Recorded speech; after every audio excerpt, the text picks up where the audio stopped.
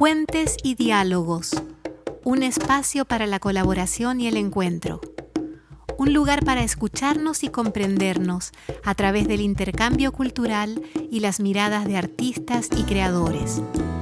Puentes y diálogos, un abrazo entre saberes y sentires.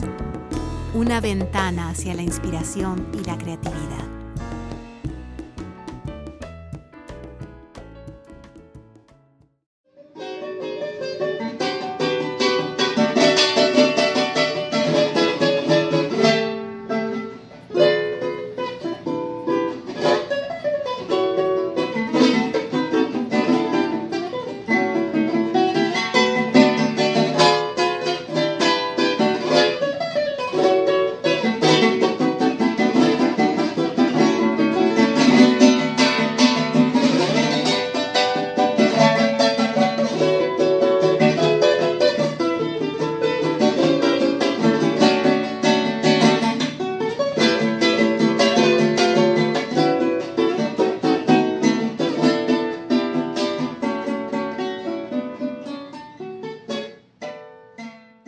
Yo creo que ese es uno de los proyectos más importantes desde el punto de vista musical que se han gestado en Venezuela. Por muy lejos que estemos, siempre estamos vinculados. ¿Cuándo viene la siembra? ¿Cuándo viene? ¿Qué hay de este año de la siembra? ¿Se hace competencia? ¿Se hace conciertos? Porque se convirtió en una referencia a nivel nacional e internacional.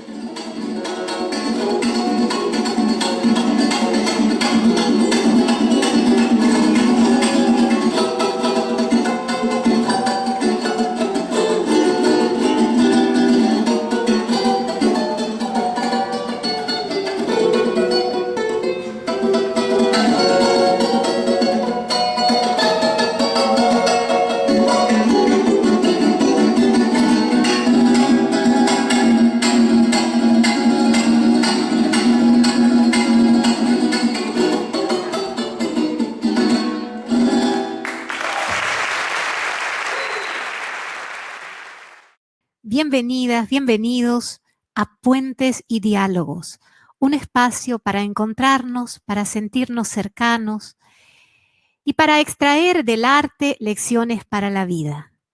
Hoy me acompaña un artista de referencia en la interpretación, desarrollo y difusión del cuatro venezolano, multiinstrumentista, docente, investigador, creador de La Cuerda de Carmito, grupo tradicional guayanés, cofundador del ensamble Gurrufío, grupo emblemático en la nueva música popular venezolana, integrante de Un Solo Pueblo, productor, director de Costa Caribe y del grupo Bandolas de Venezuela, creador del proyecto La Siembra del Cuatro, una serie de festivales, concursos y conciertos para la difusión del cuatro a nivel nacional e internacional.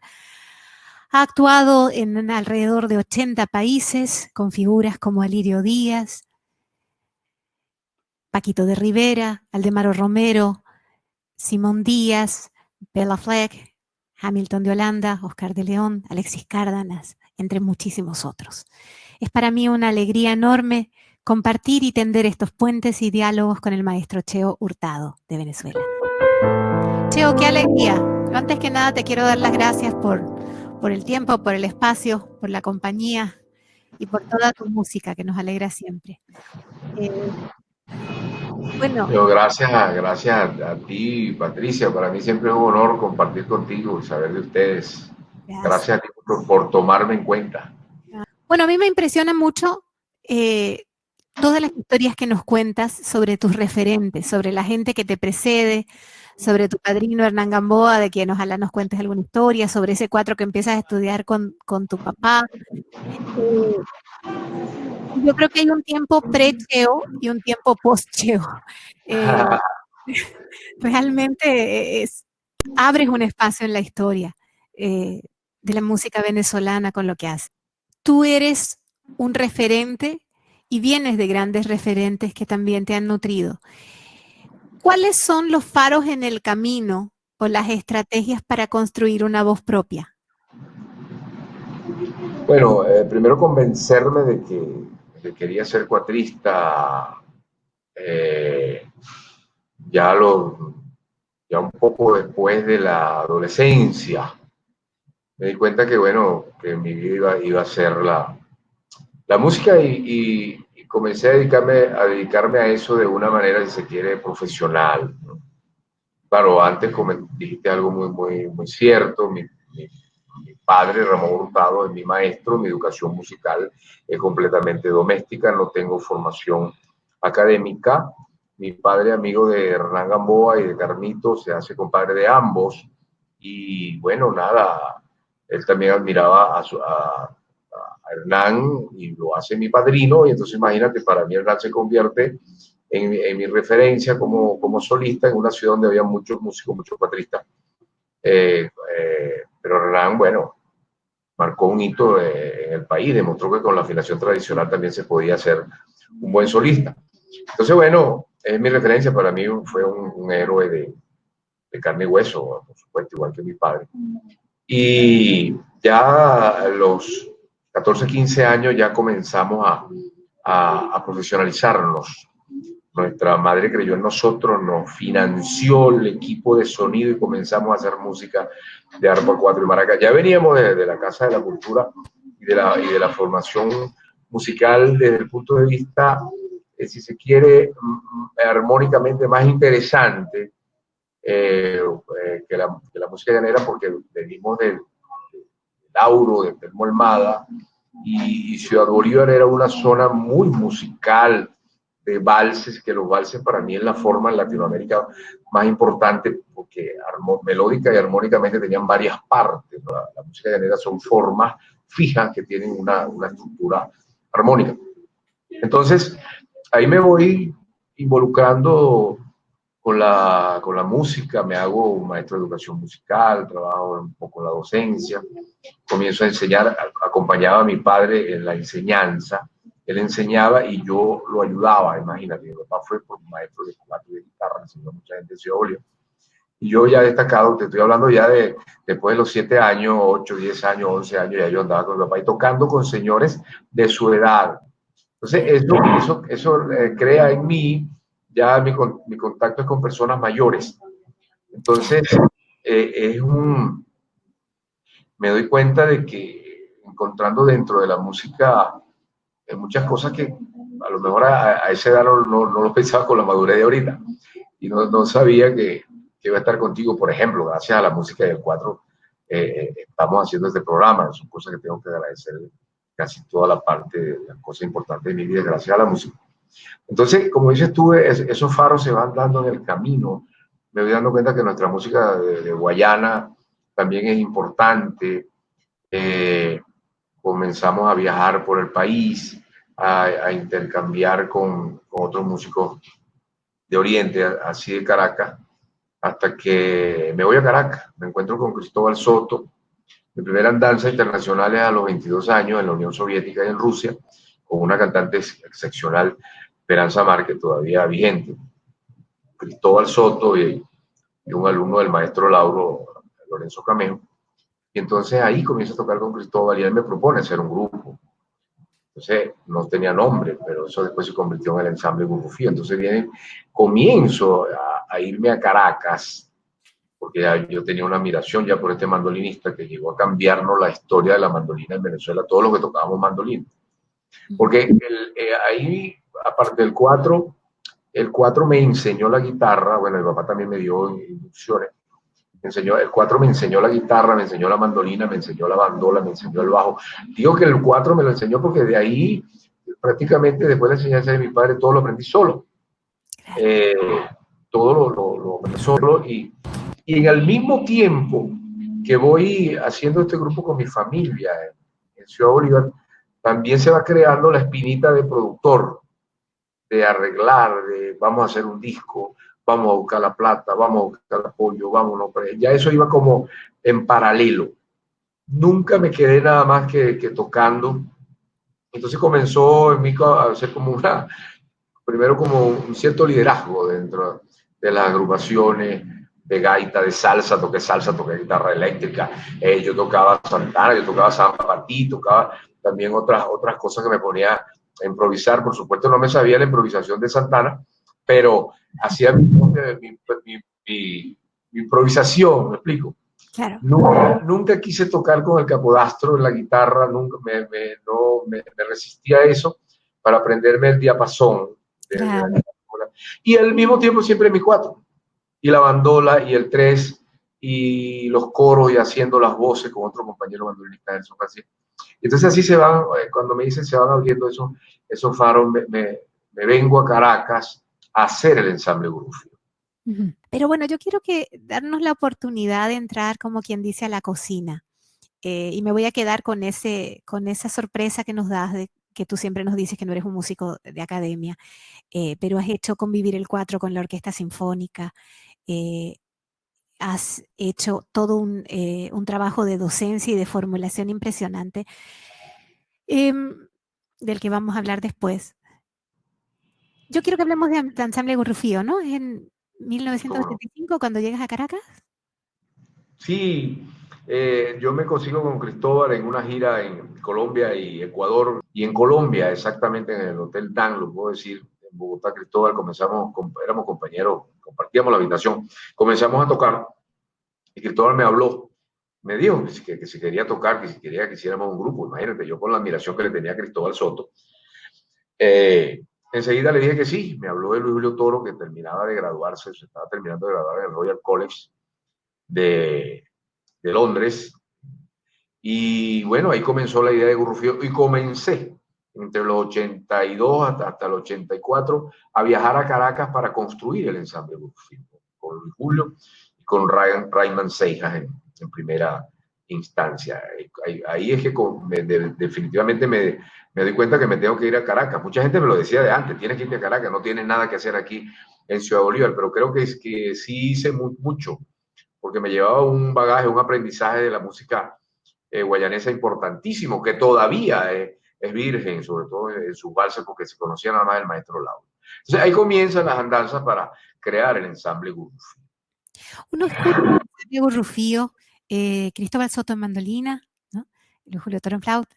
Uno escucha el ensamble Gurrufío y escucha este telar, este hilar fino, que diría, está todo escrito, o dónde acaba lo escrito, dónde empieza lo improvisado. Y yo quiero que tú nos hables de ese espacio maravilloso que es la improvisación en la música venezolana, porque es como permitirnos entrar a la cocina.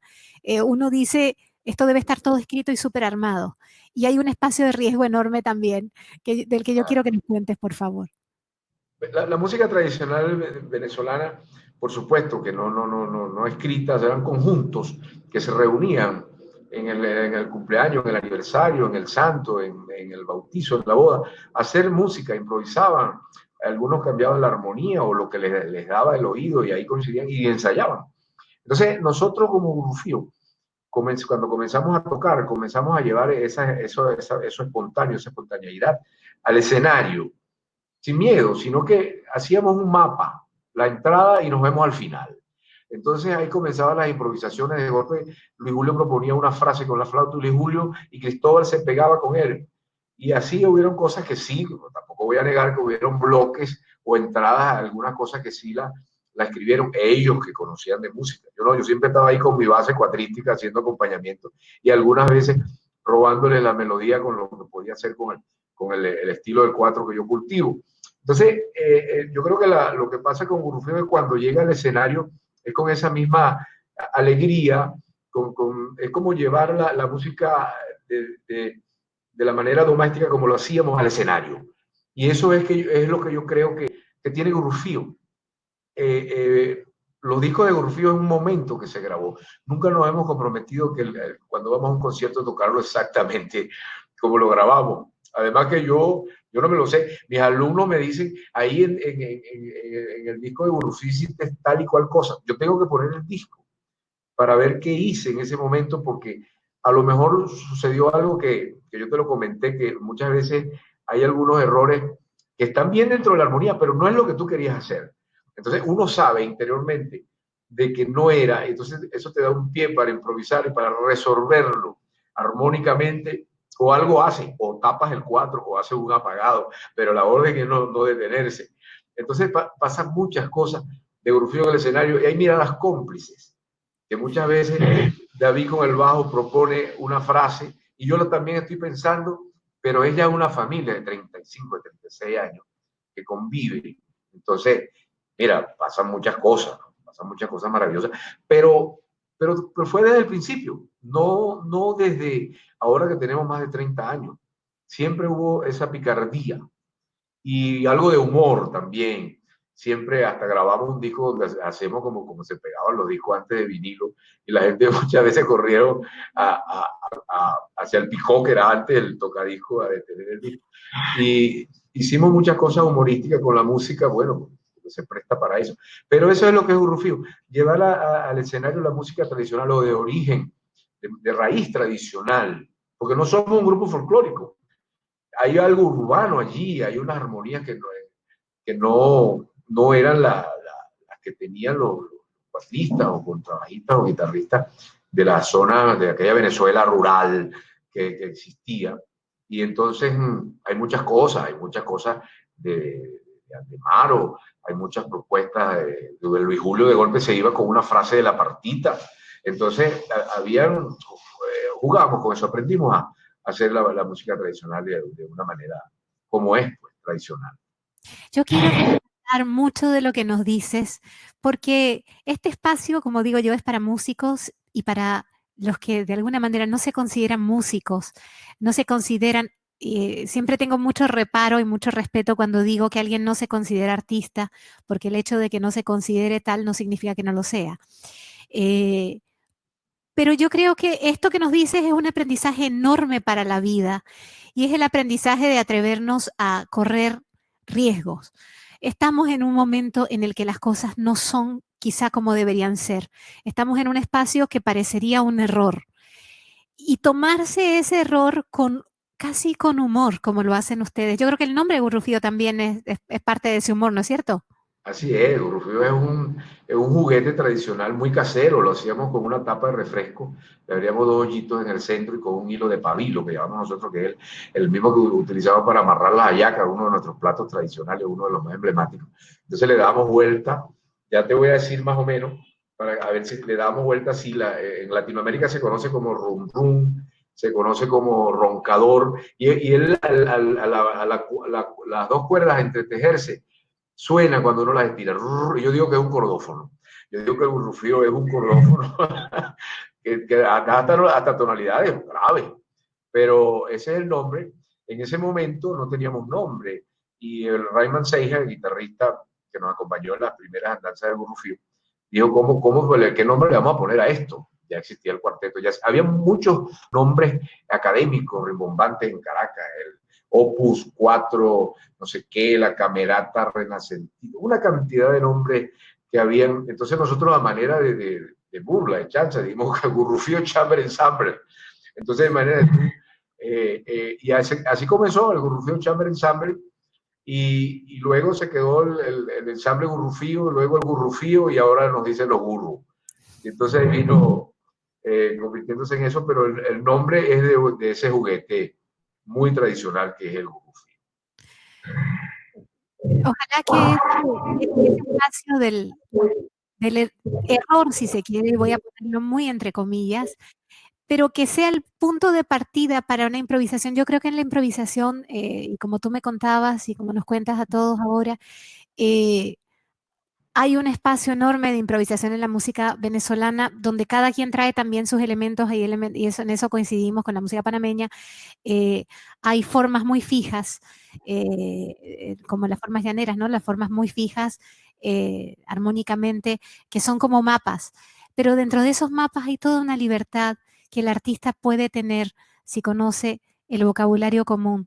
Y quiero rescatar lo importante que es tener un vocabulario común o poder hablar desde las palabras que cada quien tiene y poder darse el espacio para escucharse. Hay un proyecto hermoso, Cheo, del que nos resulta muy inspirador a todos los que te conocemos, porque creo que tiene que ver con trascenderse, es decir, uno se puede mirar a uno mismo como un gran ejecutante o quedarse en la faceta del ejecutante, pero también pensar en la posibilidad del legado y pensar en lo que uno puede entregar. eh, nos da la grandeza de la persona que se logra trascender a sí misma y logra crear desde sí misma una experiencia colectiva, una gestión colectiva. Y me refiero a la Siembra del 4. Es un proyecto hermoso, 16 años, ¿no? Son con la Siembra del 4, ¿verdad? 16 años. Aunque yo digo que la siembra comenzó cuando mi papá me comenzó a sembrarlo en mí, así comienzo yo un documental que hicimos, ¿no? Sí. Y él también sembrándolo en otros alumnos donde yo lo acompañé. Un proyecto muy hermoso. Eso viene a raíz de, el ensamble Rufío hizo una orquesta de música tradicional venezolana que se llama la Camerata Criolla, porque había muchas orquestas para la música académica. Entonces, ese presupuesto fue diluyendo, se fue mermando. Entonces teníamos, cuando el Estado te apoya, tienes que hacer una rendición de que en qué invertiste ese dinero. Entonces, cuando el dinero se nos iba, no llegaba a tiempo, era una orquesta de 30 y tantos músicos, era difícil mantenerla. Comenzamos a pagarle de alguna manera al ministerio con talleres de música. Y se hicieron talleres que se llaman Aprende y Toca con Rufío. Ahí Luis Julio se inscribían alumnos para la flauta, para las maracas de Ernesto Laya, ya Cristóbal se había ido a París, para el contrabajo de David Peña y para mi cuatro. Comenzaron a aparecer muchos muchachos por todo el país y en Colombia y en muchas otras partes. Y entonces se hicieron esos talleres hasta donde nos alcanzó el dinero. Luego de mis clases de Aprende y Toca, comencé a encontrarme con muchos cuatristas maravillosos, jóvenes, desde los 8 o 10 años. Me refiero a Marcel Moncourt, por ejemplo, y a muchos otros cuatristas que me llamaban de alguna manera, Luis Pino, Carlos Capacho, Miguel Ciso, ganador ahorita del Grammy, Jorge Glenn, Edward Ramírez, Héctor Molina, que son integrantes de C4 Trío, que es un grupo bandera ahorita del 4 en el mundo, se conocen en la Siembra del 4, que comenzó el día 4 del 2004. Yo me di cuenta que venía esa fecha cabalística y le comento a Marco Tulio Mendoza, mira Marco Tulio, ya conozco como 9, 10 muchachos que hacen maravillas con el 4, hacen mis arreglos, lo hacen mejor y lo hacen oyéndolo, porque ni siquiera he tenido oportunidad con algunos, con muchos de no darle clases, sino que virtualmente ponían, porque ni siquiera tenían los videos, ponían los arreglos y se lo aprendían de una manera impresionante. A lo mejor con otra digitación, pero le sonaba igualito. Entonces, me doy cuenta y le digo a Marco Tulio que además el 4 como instrumento base de la música tradicional venezolana, más del 90% de los géneros venezolanos, la base rítmica, armónica y percutiva de la música tradicional es el 4. Digo, tenemos que crear una plataforma para estos muchachos, pero este proyecto va más allá. Vamos a hacer un proyecto para sembrar las maderas, los árboles, para la construcción de los instrumentos, un proyecto para presentarlos, para que el 4 llegue a las aulas a todos los niveles. Y él me dice, lo que tú quieres hacer es la siembra del 4. Entonces ahí viene el nombre de la siembra del 4. Entonces, bueno, ya imagínate, son 16 años con unos muchachos. Antes se hablaba en Venezuela de 4 cuatristas o de 3 cuatristas. Se hablaba de Hernán Gamboa, de Jacinto Pérez y de Freddy Reina. Ahora no. Ahora tenemos un chat donde convergen 230 cuatristas. Y hay cuatristas diseminados por el mundo con esta diáspora, con lo que ha estado pasando. De alguna manera tiene así como también se ha ido conociendo la parte gastronómica de Venezuela y muchas culturas, toda la cultura nada más no es el arte. El 4 está en Argentina, está en Irlanda, está en Nueva York, está en muchas partes de los Estados Unidos, está en Francia, está en España, está en muchas partes. Y eso es, yo creo que la historia del 4 definitivamente, lo digo con toda responsabilidad, se divide en dos épocas. De la siembra del 4 hacia atrás y de la siembra del 4 hacia adelante. Nunca alrededor del instrumento se habían reunido tantos jóvenes con tanto ímpetu y con tantas ganas de hacer arreglos y nuevas propuestas, y demostrando que el 4 no tiene límite. En todo caso, la limitación sería el instrumentista. Con el 4 perfectamente puede hacer estándares de jazz. Siempre se hizo. Ya hubo un grupo de referentes, Chuchito Sanoa, Ángel Melo, Ali Agüero, Roberto Toy, hicieron un grupo que se llamó 4 Internacionales y comenzaron a hacer bossa nova y estándares de jazz y muchas cosas. Y ahorita el 4, bueno, ya se fue de la frontera y es el mejor momento, como te digo. El 4 se divide en la siembra del 4 antes del 2004 y de 2004 hacia acá. Me encanta eso que dices. Nosotros tenemos una copla parecida, definitivamente, y eso yo creo que se aplica a todo, se aplica a la vida. El límite no es el instrumento, El límite no es lo que tenemos o no tenemos, sino cómo lo administramos. Hay una copla en mi tierra que dice: dele duro a ese tambor, ¿qué es lo que le está pasando? ¿Será que el tambor no sirve o es el que lo está tocando? Así que Qué bueno, maravilla. Oye, deberíamos de tocar un poquito más, chica, porque entonces te das cuenta, pues, con la... vamos a tocar, vamos a tocar. Deberíamos de tocar. Vamos a tocar algo, vamos a tocar. Nosotros siempre nos despedimos y bueno, se nos ha hecho corto el tiempo, por supuesto. Gracias por este espacio maravilloso, gracias por estas lecciones de vida, por no tenerle miedo a compartir el conocimiento que no es un destino, que es un punto de partida. Ojalá que yo creo que muchos padres, me encanta tu manera tan afectuosa de hablar de tu padre siempre, como gran referente, como gran maestro. Uno puede ir muy lejos, viajar muy lejos. Podríamos hablar de todos los países que has recorrido. Podríamos hablar de Japón como un espacio de lutería para el 4, como un espacio de... Tenemos Japón como un lugar común también. Mucho podríamos hablar, pero lo importante es de dónde venimos también. Gracias por este momento. Vamos a tocar Nosotros tuvimos el placer de tener a Cheo en Panamá en febrero de este año para un espectáculo que se llamaba Gracias Tío Simón, dando o compartiendo la música de Simón Díaz, las composiciones de Simón Díaz. Así que vamos a hacer algo de esa música tan querida que nos unió en ese momento y que nos sigue conectando. Cheo, muchas gracias por este espacio. Vamos a hacer algo de música.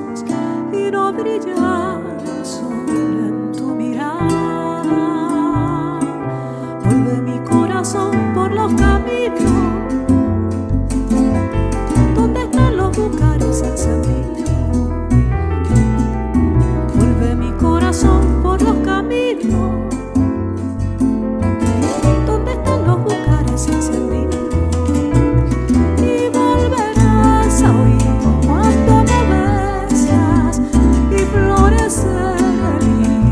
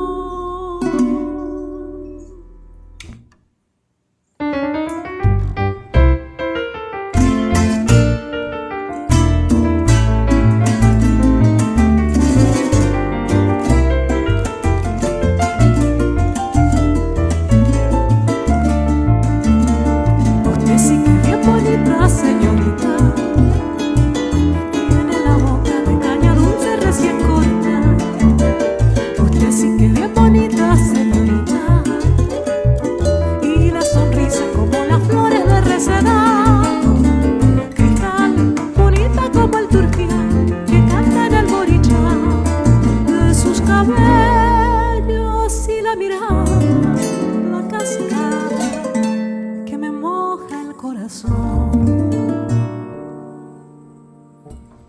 Y yo que muero de soledad, tengo la yegua ensillada para los dos.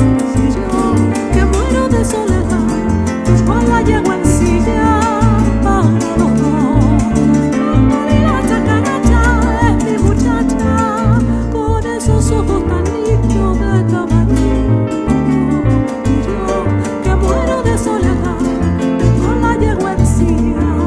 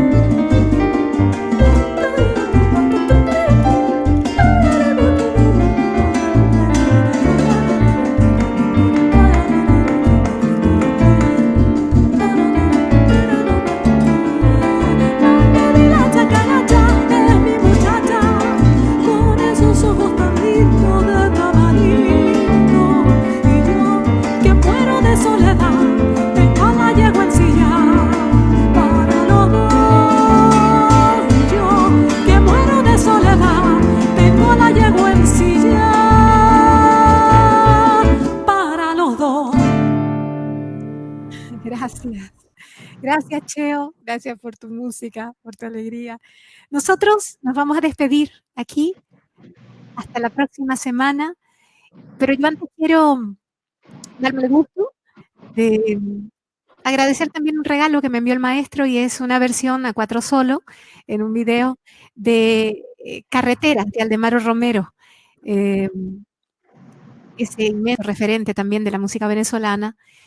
Y como esto se trata de tender puentes, de tender redes, de tender carreteras, ahora virtuales, como quiera que sea, que nos conecten a unos con otros, quiero devolverle y agradecerle su regalo acompañando en vivo su carretera virtual.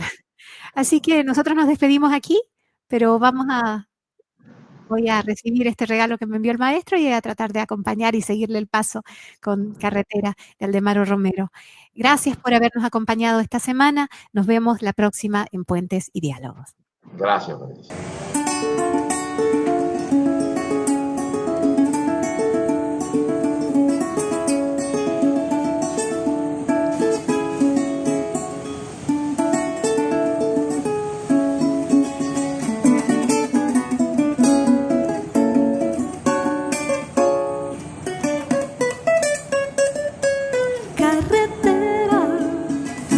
Acórtate, carretera, que me ahoga la distancia. ¿De qué manera? ¿De qué manera? Cementera, perdóname, cementera, si tumbo la flor del llano de mi carrera, de mi carrera.